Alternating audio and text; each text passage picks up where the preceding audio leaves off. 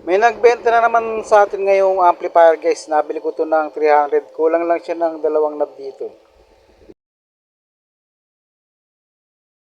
Ito nga yung kanyang board. Wala pang ka-repair. Sariwang sariwa pa talaga siya. Ang sabi kasi ng may-ari, may umusok daw dito sa may terminal ng speaker.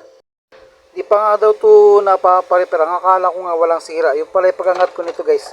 Ay may sunog dito guys. So ayan. 10 ohms 2 watts. Ito nga siya guys, natupok. Pinalitan ko na nga siya.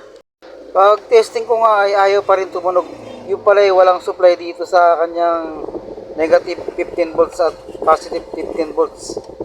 Nung nag double check nga ako nakita ko tong mga diode nito guys. Putok-putok yung apat na diode na to guys. Ito nga yung kanyang pangilalim ng board. Wala pa talagang ka-repair guys. Wala pa kahinang-hinang kahit isa. Ito pa lang tinanggal ko ang pagkakahinang niya guys. Yung kanyang effector ay ginamper ko na rin sa ilalim. Kasi pag ganito guys ang gamit, naglulus kung minsan pag kinakalawang na. Kung minsan din hindi sinasadya ng may-ari na matanggal niya to. Kaya dinadala sa atin, wala daw sounds. Yun pala natanggal lang nila tong jumper na ito at hindi na nila maibalik sa dati. Papalitan muna natin itong mga diode na to guys. Tapos titesting natin kung okay na siya. Pagkatapos nating mapalitan ay normal na yung kanyang negative 15 at positive 15 volts. Ang problema hindi pa rin siya tumutunog ng maayos kaya magpapalit pa tayo ng mga volume control dito sa kanyang tone control.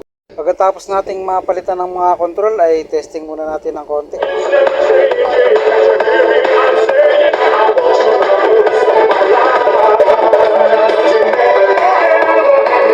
Ito lang yung nakuha nating sira sa mainboard, 4 na perasong diode at isang sunog na resistor guys. Ito naman yung kanyang volume control, 9 na peraso lang ang pinalitan natin. Medyo naka-jackpot na naman tayo ng biling amplifier guys, konting-konti lang ang kanya naging sira.